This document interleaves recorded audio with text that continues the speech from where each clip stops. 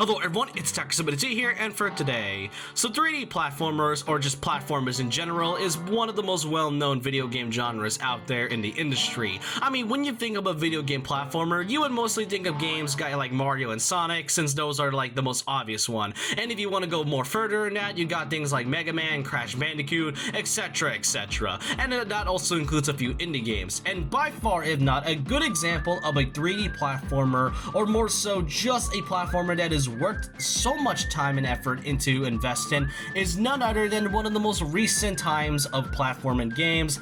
That is none other than PlayStation 5's own exclusive, Astro Bot. I gotta say, Astro Bot is a title that I did not expect to get a lot of attention. Now, back in 2024, I didn't exactly have a PS5 yet. I didn't get one until around Black Friday of last year, and when I eventually got it, I was able to save up for quite a bit in order to get to Astro Bot after about a few months. And about a week ago, I was able to play the game, and I gotta say, I can see why this game won Game of the Year. And all I can say is that Astro Bot is truly, if not one-of-a-kind experience. Now, to really put it simply, Astro Bot is a pretty much weird sequel to the game's tech demo of the PlayStation 5, being Astro's Playroom. And the weirdest thing about it is that it isn't really the second game in the series, it is actually the fifth in the franchise, and it was being made by game developer Japan Studio before they unfortunately got shut down from Sony, and now it's mostly going by the team that was working alongside Japan Studio, being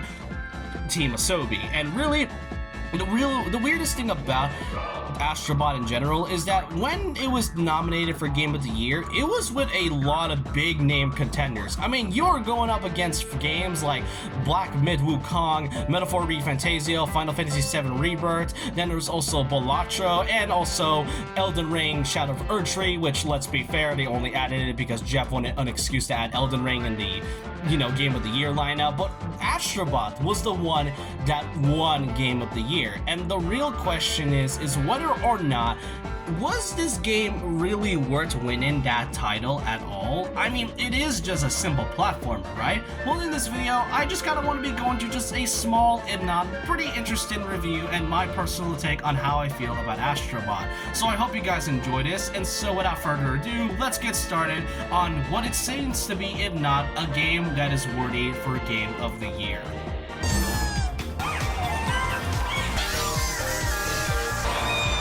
So to start things off, we got ourselves the story of the game. This simply is just about Astro Bot flying through space in his flying PS5 along with his other friends until they get attacked by this giant green thing known as a space nebulax, which proceeds to destroy many parts of the PS5, scattering around different planets, and also stealing one of the mainframes of the PS5 as Astro Bot lands alongside with a broken console into this giant crash site. Then you go on your flying PS5 and then proceed to save the other bots as well as getting the rest of the parts of the PS5. Pretty straightforward story. There's really nothing I could say about it. All I could say is that it's straightforward, it's simple, and that's what I like about it. You don't need a long, extravagant, big lore story. Sometimes you just want things fun and simple, and I think that's kind of what platformers tend to mostly do nowadays. They usually tend to have a big, extravagant story, and while I don't mind that, I feel like Astro Bot is kind of a case where you mostly can get to enjoy the story just by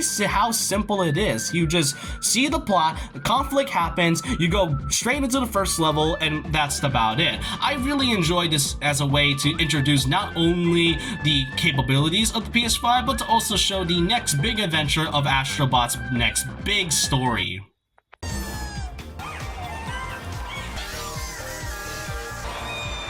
Now, next up to talk about is regarding about both presentation and gameplay wise. Now, nowadays, you really gotta find that nice balance between both visuals and gameplay. You can have a abundance of gameplay, but also have really bad quality, but also having too much quality, but really bad gameplay. Astro Bot really does that very well by balancing both visuals and gameplay.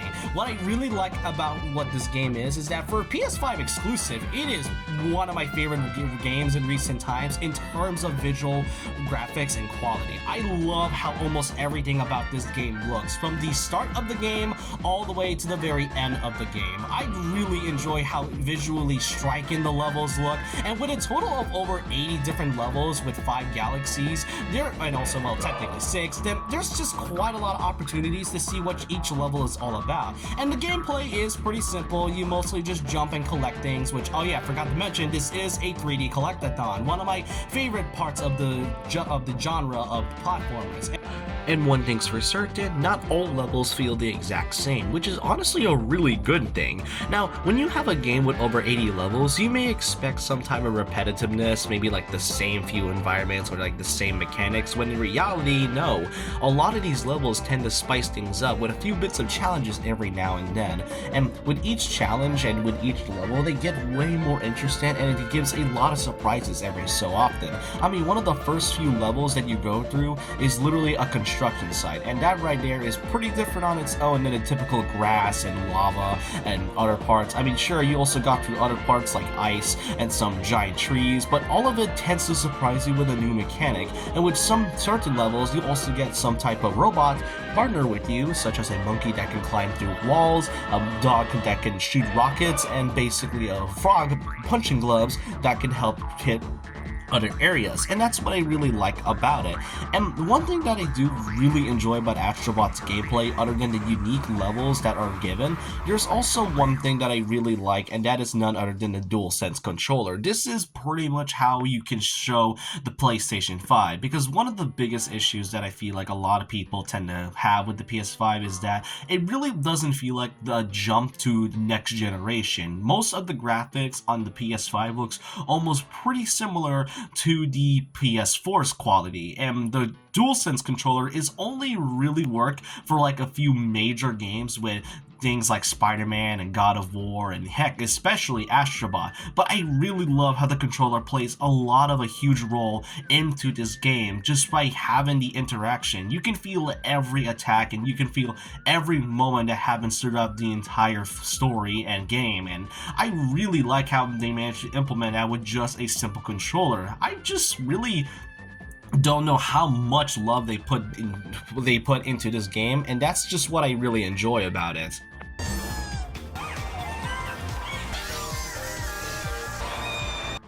Now, of course, with Astro Bot 3 being a 3D collectathon, you can also find hidden things and items that you can find on each of the 5 planets on many of the 80 plus levels, and one of those being the puzzle pieces, which can pretty much add some small commodities like, you know, gacha mechanics, some outfit changes for customization. Other than that, you can really interact a few bits with just the puzzle pieces alone. And it's not just the puzzle pieces, we then get to the biggest highlight that a lot of people would really love about this game. That is none other than the cameo bots, which in this game they are known as VIP bots, which are essentially just the characters that are appearing from every part of PlayStation's history throughout the years since the very first iteration of the console. And I gotta say, with over 170 of these are pretty well done, and I just love the love they put into each of them. I mean, you got things like God of War, you got the Persona series and the Spider-Man franchise, but then you also got series that are pretty much dead at this point, or just some that are kind of forgotten, like Bloodborne. I mean, you got, you know, Sly Cooper, Gravity Rush, and heck, you even got Yakuza in this one. And then you've got games that I really feel like nobody would recognize nowadays unless you're a big PlayStation fan. Like, you got this cube looking thing coming from a game called Intelligent Cube. Then you got this Alundra dude, this like Link looking character. I don't know much about this, but he definitely looks cool design wise. And then you got the Polygon Man from PlayStation All-Star Battle Royale. You all remember that game? I sure do. It's definitely a weird one. But yeah, these cameos are really, if not a really huge part of PlayStation's history. And what I would like to say that Astro Bot is, if anything, a big celebration of PlayStation's 30 years of gaming. And yeah, it is kind of unfortunate that some of these games don't really have much to exist anymore or appearing as much as they used to. And really, you can also go through things like this gacha machine, which is the one I mentioned earlier, to add some small parts to their character just to make them stand out a lot. And okay, this is sort of where I get a little bit negative for a bit. I mean, this is more so just a small nitpick, but as much as I really love the cameos for Astro Bot and what they did for almost a lot of these characters, especially the ones that are completely forgotten or really obscure, I just can't help but feel that seeing these franchises knowing that they're never going to get another new game again feels kind of sad. I mean, when was the last time you had any of these titles come out? I would have loved to see a new game of Sly Cooper, or a new game of like I don't know, like Gravity Rush, or just anything else. It is kind of disappointing to see how pretty weird it is to see these games knowing that they will likely never get another installment ever again.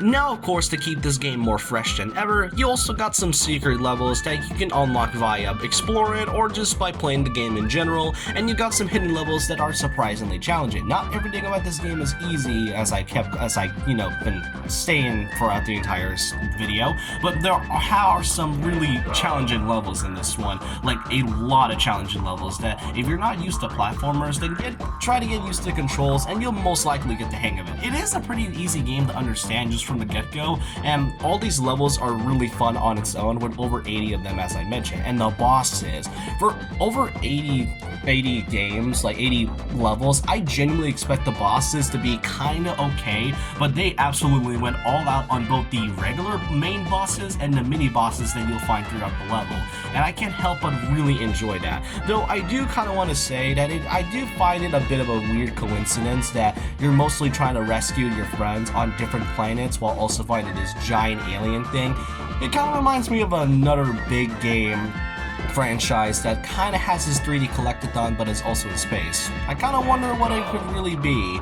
Yeah, let's be clear, Mario Galaxy is definitely, if anything, a big inspiration. Heck, I feel like Mario 3D platformers were like a huge inspiration for Team Asobi, and like during the Game Awards of 2024, when Game of the Year was announced, they basically indirectly thanked Nintendo, while also trying to give a lot of love to Sony, of course, but Nintendo feels like, if anything, the big source of inspiration throughout their development, and I can't help but feel and love it. As someone who loves 3D Mario games, especially games like 64 and Galaxy, and obviously Mario Odyssey, I really can't help but feel happy for Team Asobi for making such a wonderful game that is both not just a great time, but is also a really huge love letter to all fans of 3D platformers, and especially to the Mario franchise. Now, of course, just because the game released that time, you also got some sprinkles of few free updates, like this new, like a few levels such as Vicious Void and Stellar Speedway, which is like a speedrun thing. And to kind of end things off, they decided to add a Christmas level to pretty much celebrate the end of the year for Astro Bot's whole series of big 10 games throughout its release from September all the way to the end of 2024. That's just one of those few developers that really stays consistent with updates, and that's what I really enjoy about Team Asobi. They really know how to give a lot of attention to detail, and I enjoy that for what it is.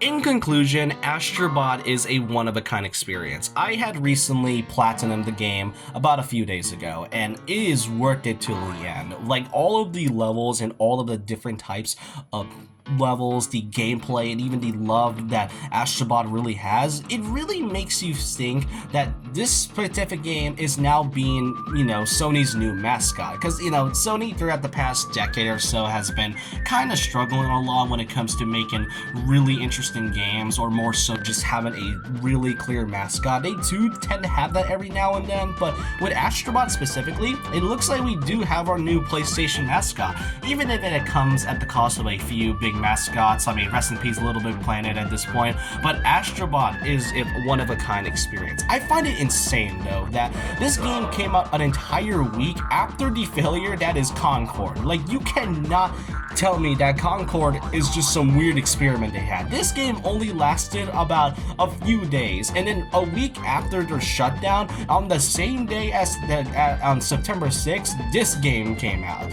I don't know what was happening. There's so much inconsistency with Sony, and especially during the PS5 era, but I'm all in for it. I don't know what Sony has in plan in the future for their games. I mean, we know things like Ghost of Yotei is coming and all that, but this is all I could really say about the Astro Bot game in general. This is a must-buy for those that are really into 3D platformers, and for those that, you know, might want to kind of buy something for your PS5 if it's just kind of laying there on your table or something. This is a one-of-a-kind experience that I hope Team Asobi in the future makes more games, or even a new game of the Astro series. This is a good game, and I really hope you all buy it. But let me know your thoughts and opinions down below on what you all think of my review and analysis of the game Astro Bot. Do you think it's really worthy of Game of the Year, and do you really think it's one of those games that is worth buying? Let me know your thoughts and opinions down below about this, and so with that, leave a like, comment, subscribe, hit the notification bell for more videos, follow my Twitter, and I'll see you guys next time. And remember this,